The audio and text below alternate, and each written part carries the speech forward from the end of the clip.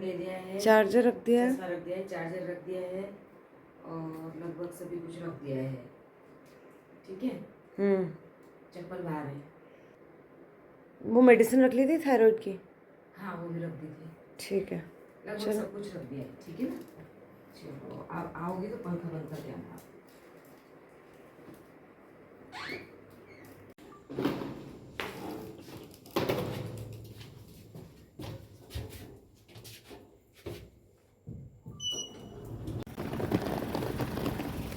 चलो ओके ठीक है फिर। ठीक है। और 3:30 बजे मैं एयरपोर्ट के लिए अकेले निकल पड़ी हूँ। 1.5 घंटे में मैं एयरपोर्ट पहुँच जाऊँगी। गेट नंबर 1 से शुरू किया था चलना और गेट नंबर मेरा गेट नंबर 43 है। अभी चले ही जा रही हूँ, इतनी दूर से आ रही हूँ मैं, बहुत पीछे से। मेरा गेट नंबर 43 है। आ ही गया 43 सामने है।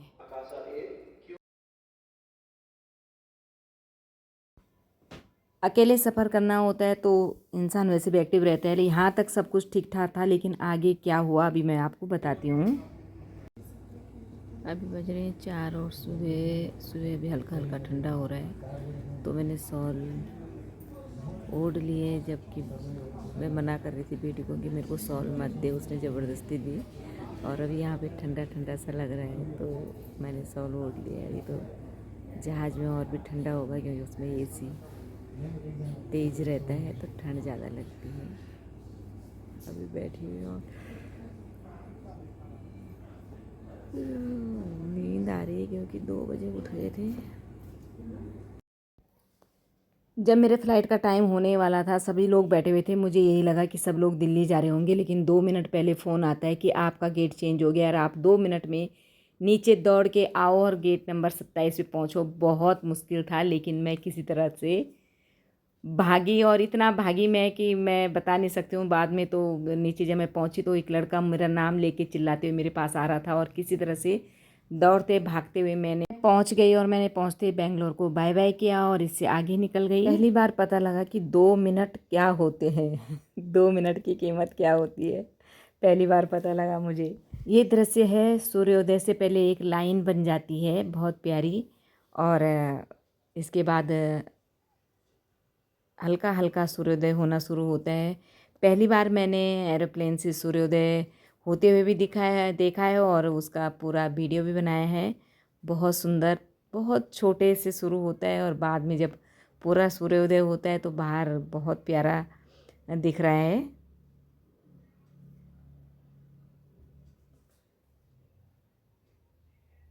बहुत प्यारा सीन बन रहा था बाहर का।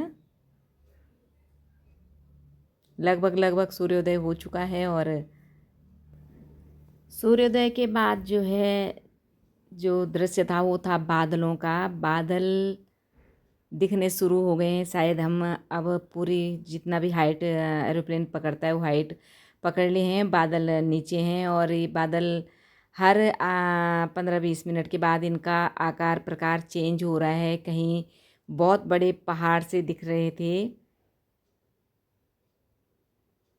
कहीं कहीं जो है बिल्कुल बादल प्लेन थे। ऐसा लग रहा था कि बिल्कुल रुई किसी ने बिछा दी हो और चलेंगे तो बिल्कुल बढ़िया चला जाएगा इनमें। बीच में नदी टाइप की भी दिख रही थी, इधर भी बादल उधर भी बादल और बीच में नदी। मुझे लगता है कि अगर नीचे कहीं ज़मीन में नदी होगी तो उसके ठीक ऊपर बादल नहीं बनते होंगे, कुछ ऐसा हो सकता है। और फिर कहीं कहीं पे ऐसा लग रहा था कि बादल पानी के बीच में गुच्छे बन करके तैर रहे हैं।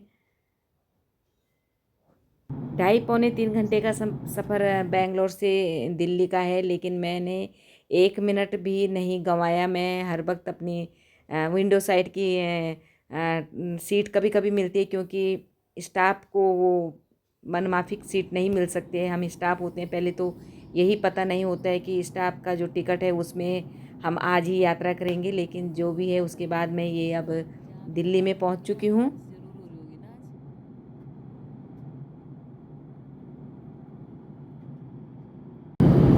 On behalf of all my crew, I wish you a pleasant stay in Delhi. Thank you for choosing Akasa Airways.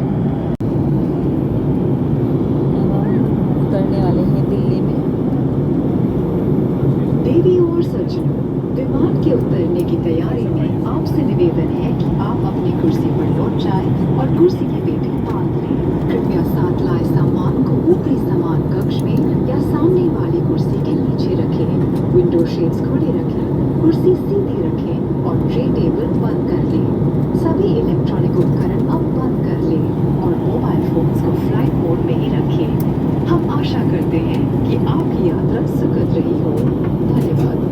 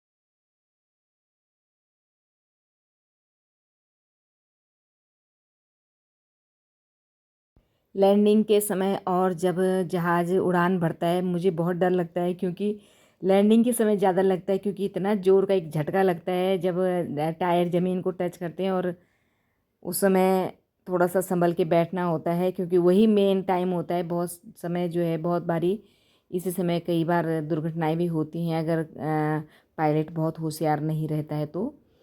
खैर चलो, ये तो भगवान की कृपा है और ईश्वर के हाथ में है कि आप जब सफ़र कर रहे हैं और जब आप आसमान में, जब तक आप धरती में जहाज़ टच नहीं करता है तब तक थोड़ा डर तो रहता ही है। खैर, पर इस बार का जो सफ़र रहा मेरा बहुत यादगार रहा है, क्योंकि हम 7-8 दिन वहाँ भी रहे तो हमने बहुत इन्जॉय किया और बहुत अच्छे से हमारी छुट्टियाँ बीती हैं।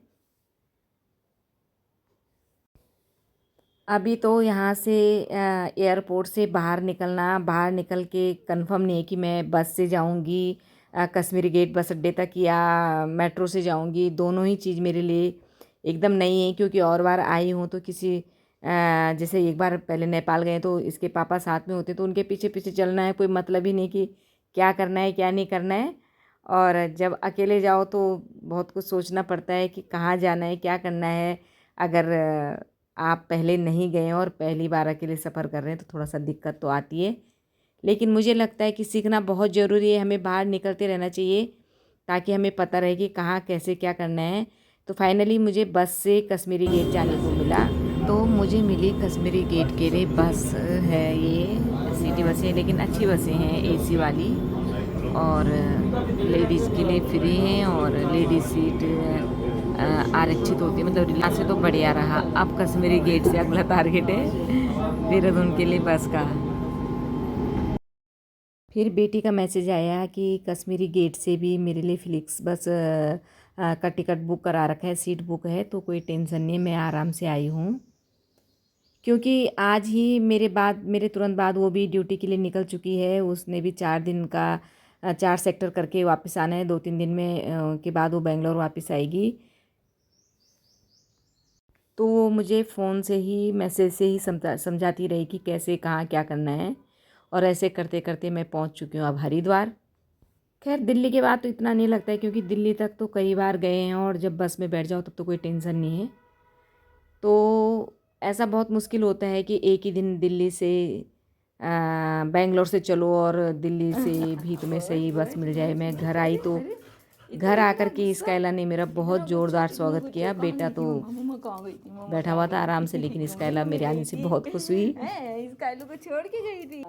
एक यही होते हैं जिनको सच में हमारे जाने का दुख होता है और हमारे घर आने की बहुत ज़्यादा खुशी होती है।